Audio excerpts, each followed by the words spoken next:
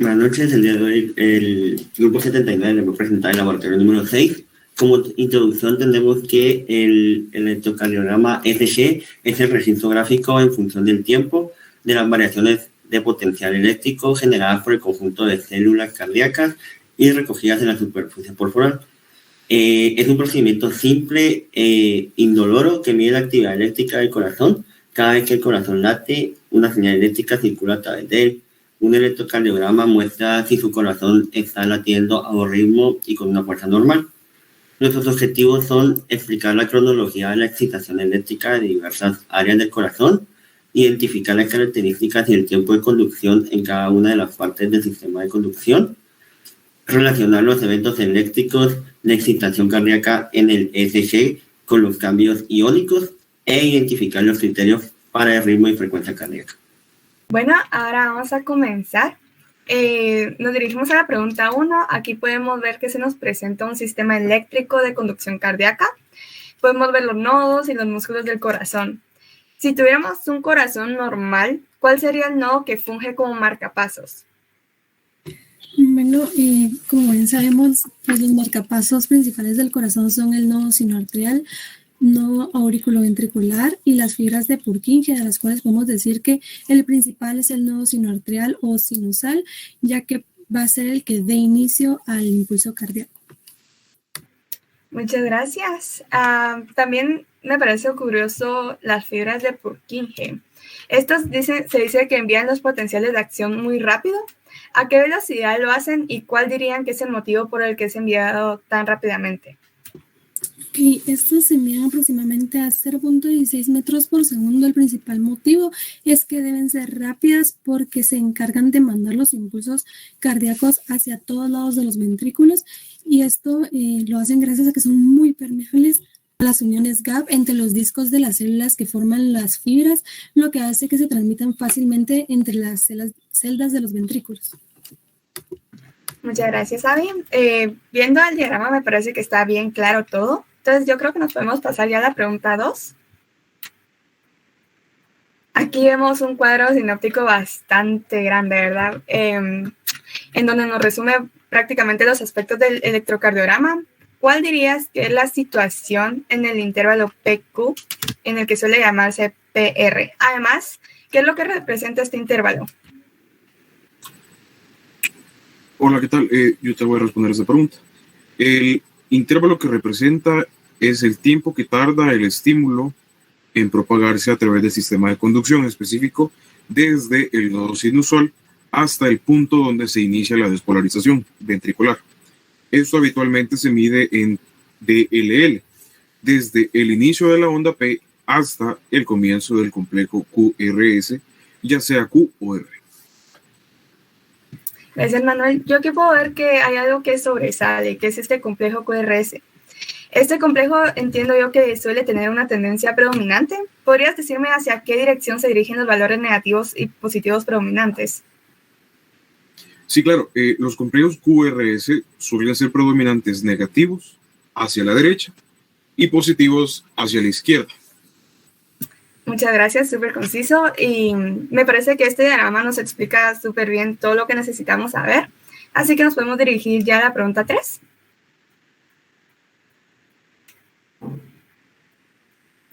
Este diagrama también podemos ver que nos habla sobre las ondas y los intervalos que se nos presentan en los electrocardiogramas, ¿verdad?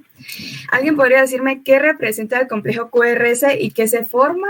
Además, ¿cuál es su importancia? Esta va a representar los potenciales que se genera cuando hay una despolarización de los ventrículos que sucede en la contracción y forma 3 ondas. La onda Q, que esta se despolariza en el tabique intraventricular. La onda R, aquí se despolariza entre el ventrículo izquierdo y una parte del ventrículo derecho. Y la onda S, que se despolariza en una parte basal del ventrículo derecho. Su importancia en el diagnóstico es en las arritmias cardíacas, anormalidades de la conducción, hipertrofia ventricular y el infarto agudo del miocardio. Muchas gracias, Alejandro. Yo puedo ver que tienes vasto conocimiento sobre esto, ¿verdad? ¿Podrías decirme tú en qué intervalo de la onda T es normal en un hombre y una mujer? Lo normal de un hombre es el 92 94 milisegundos y en la mujer es en el 92. Y un dato importante es que la normalidad de estos puede asociarse a arritmias graves y esto no está influenciado en la edad, el sexo o la frecuencia cardíaca. Gracias también por el dato que nos diste, es bien importante como tú dices. Algo que también llama mi atención es que quisiera saber cuál es el trazado de la línea basal que se encuentra entre el final de la onda S y el comienzo de la onda T. Este es el segmento ST y está representado en el inicio de la repolarización ventricular y en la repolarización lenta de los miocitos ventriculares. Muchas gracias. Yo creo que también está bien explicado este cuadro y me gustaría que pasáramos a la pregunta 4. Aquí podemos ver también otro diagrama que está bien creativo, súper bonito. Y el triángulo es sobre el triángulo de Einthoven. ¿Alguien puede decirme algo sobre este triángulo? Bueno, pues el triángulo de Einthoven es el que se utiliza para entender las fuerzas eléctricas de las ondas que constituyen un electrocardiograma. Su formación es los límites de las extremidades del cuerpo humano que terminan en el triángulo alrededor del corazón y eso está formado por los vértices de estas extremidades. Súper bien, Abby, gracias. Yo tengo otra duda. Imagina que yo pongo el terminal negativo sobre el brazo derecho del paciente y el terminal positivo en su pierna izquierda. ¿Podrías decirme qué derivación tendríamos ahí?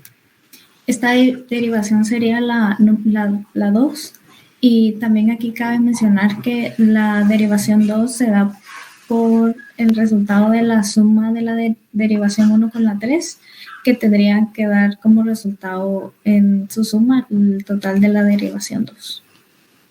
Buenísimo, eso me sonó a la ley de Einthoven, ¿verdad? Sí. Gracias. Me parece que ya podemos pasar a la pregunta 5. Bueno, aquí tengo una duda principal y es ¿qué criterios de ritmo sinusal podemos mencionar? ¿Alguien puede decirme? Pues los criterios de ritmo sinusal tenemos 4. El primero puede ser que siempre se tiene una onda P antes de cada QRS. El segundo puede ser la frecuencia cardíaca de 60 hasta 100.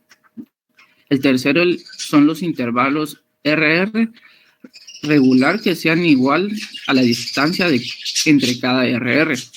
Y el último es el intervalo PR, que tiene un tiempo de 0.12 hasta 0.20 segundos y se mide de 3 a 4 cuadritos. Buenísimo, Billy. La verdad me parece súper bien que sepamos cuáles son los criterios, pero me surge la duda de cuál es la importancia de cada uno de ellos. ¿Alguien más podría decirme? Pues más que todo la importancia de estos sirve para conocer si el nódulo sinusal, como mis compañeros ya lo mencionaron, que es el marcapasos natural del corazón, está actuando de manera adecuada y está enviando señales hacia el nódulo atrioventricular y las fibras de Purkinje, haciendo que el corazón se contraiga y funcione de manera correcta. Buenísimo, gracias. Ya no tengo dudas sobre esta pregunta. Vamos a pasar a la siguiente. Bueno, aquí tengo una duda bastante concisa y es ¿qué podemos mencionar con respecto al eje eléctrico? Bueno, como sabemos, el eje eléctrico es la dirección hacia donde va la energía de la despolarización. Esto a través de un solo vector. También, como sabemos, lo podemos calcular a través de los electrocardiogramas. Esto por medio de las derivaciones bipolares de las extremidades y también que su valor normal es de 59 grados positivos. Buenísimo, muchas gracias, Gerson. Bueno, ahorita nos vamos a hacer la pregunta número 8 y me parece que es la parte más interesante de todo porque podemos ver los electrocardiogramas. Aquí me llama mucho la atención sobre el ritmo. ¿Alguien me puede decir cómo se identifica y cuál es? Bien, si hablamos de ritmo, entonces acá lo identificamos como ritmo sinusal porque acá el nódulo sinauricular actúa como marcapasos. En este caso, pues tiene que haber una onda P siempre antes de un complejo QRS. La onda P es positiva en la derivada 2 y negativa en ABR y la derivada precordial B1. Hola, muchísimas gracias.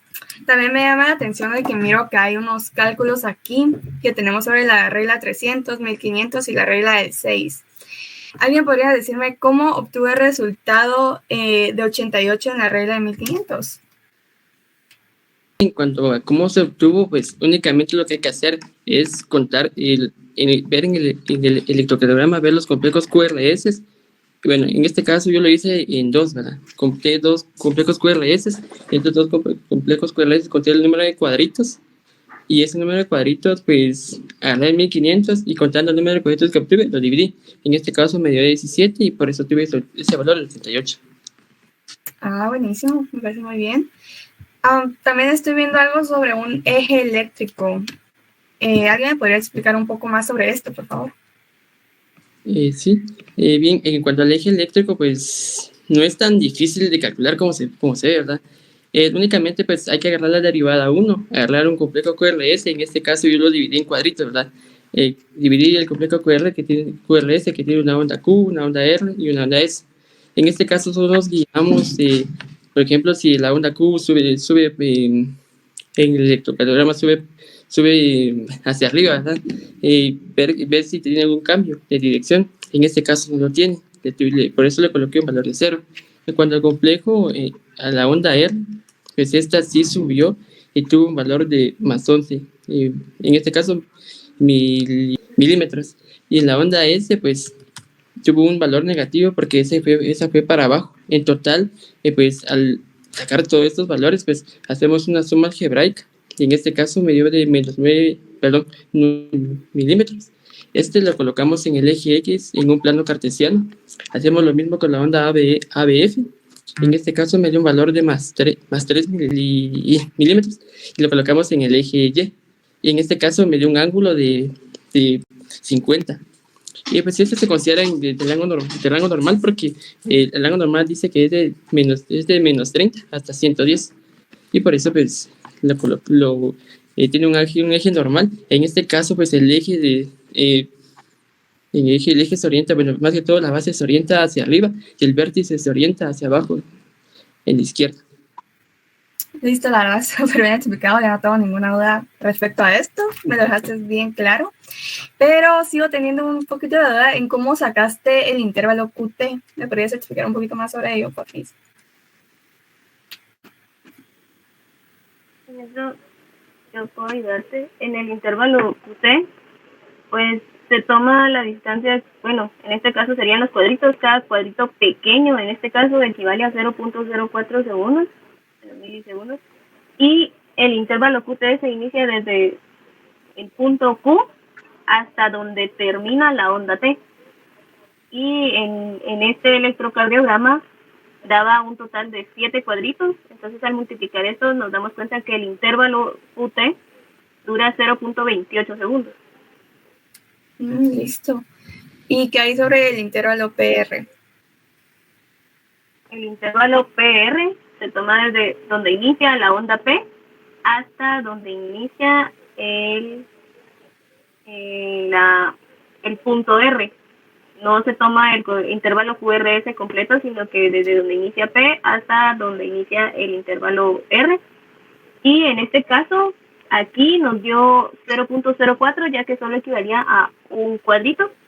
Y es donde podemos ver que no está dentro del rango, porque debería ser mayor a 0.12, debería estar entre 0.12 y 0.20, pero aquí nos dio 0.04, entonces vemos que está alterado ahí. Listo, y con esto que me dices que está alterado, la conclusión aquí podemos decir que es normal o que hay alguna normalidad en este electrocardiograma. En este electro creo que podemos decir que hay una normalidad. No sé si alguno de mis compañeros opina lo mismo, no sé qué piensan los demás, pero yo sí considero que hay una irregularidad. Sí, en el intervalo PR está por debajo de los valores normales. Bueno, el cálculo que hicieron mis compañeros. No sé qué opinan los demás. Sí, de hecho sí es anormal, ¿verdad? Porque como ya nuestro compañero lo dijo, no está en los valores, ¿verdad? Y si podemos observar bien el electrocardiograma, ahí se ve esta irregularidad en la onda. Muchas gracias. Y es como bien importante calcular todos estos intervalos, ¿verdad? Porque Dani mencionaba anteriormente que está como normal el eje, pero aunque el eje esté normal, los intervalos nos demuestran que hay irregularidad aquí, ¿verdad? A los cálculos de los intervalos, me gustaría saber cómo es que obtuvieron el intervalo QT. Si alguien podría decírmelo, por favor.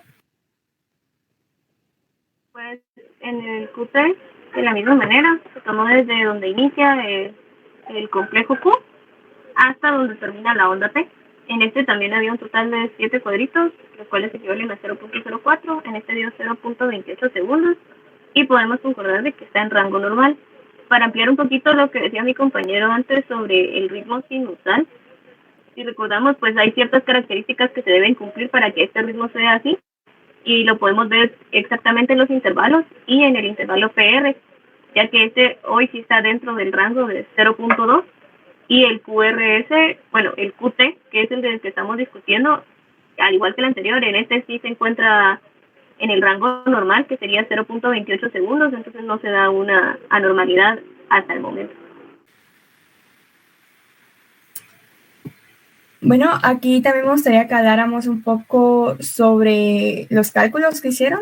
Por ejemplo, en la regla de 300 obtuvieron 90.9. Aquí, ¿qué fue lo que tomaron en cuenta para sacar ese resultado?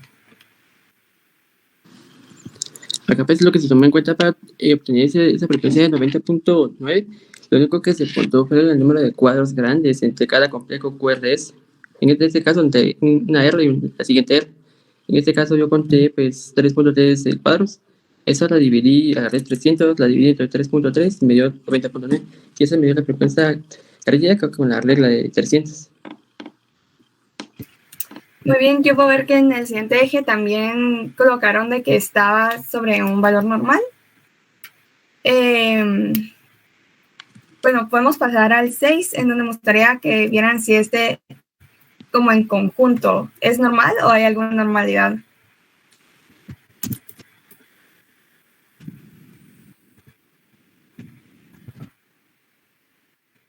Pues este es el electrocardiograma, ¿verdad? Como se puede observar ahí, tiene su onda P, el complejo QRS, todo bien. Entonces lo podemos catalogar como un electrocardiograma normal. No sé qué opinan los demás. Pues como ya dijeron, sí cumple con todos los criterios del ritmo sinusal. Veo que todo está normal. No hay ninguna anormalidad. No sé si alguien tiene algo más que opinar. Concuerdo con mis compañeros de la misma manera. Creo que los rangos están normales de los intervalos y tenemos un ritmo constante tanto de los complejos como los intervalos y la onda T. Y ahí en comparación, ¿verdad? Con los primeros dos podemos observar la diferencia, ¿verdad? No notoria y visible de lo que es un electrocardiograma irregular y un electrocardiograma normal, ¿verdad? Para que lo podamos comparar. Muy bien, nada. Les agradezco un montón, me dejaron súper en claro todo esto. Y ahora creo que es importante que vayamos a las conclusiones que se las dará nuestro compañero Javier. Bueno, y como conclusiones tenemos que el eje cardíaco es la dirección en el espacio del vector eléctrico del corazón. Como fue mencionado, un eje normal se dirige entre menos 30 grados a 110 grados positivos. Se calcula utilizando el DI y el AVF, que es el ubicador, el complejo QRS, y se observa los positivos y negativos para luego resaltarlos. El sistema de conducción eléctrica del corazón es el que posteriormente permite la contracción del miocardio. La conducción inicia en el nodo sinusal, el cual tiene la capacidad de autoexcitarse y es considerado como el marcapasos del corazón. Todas estas señales eléctricas pueden ser detectadas en el EKG, siendo la onda P cuando ocurre la despolarización arterial, el complejo QRS cuando se despolarizan los ventrículos y la onda T cuando se despolarizan los... ahí repetí lo mismo, perdón. Eso, córtalo. Y la repolarización auricular es un fenómeno que es infrecuentemente visible en el ECG de la superficie. Por consiguiente, cuando se visualiza en el ECG es de gran relevancia clínica. Gracias.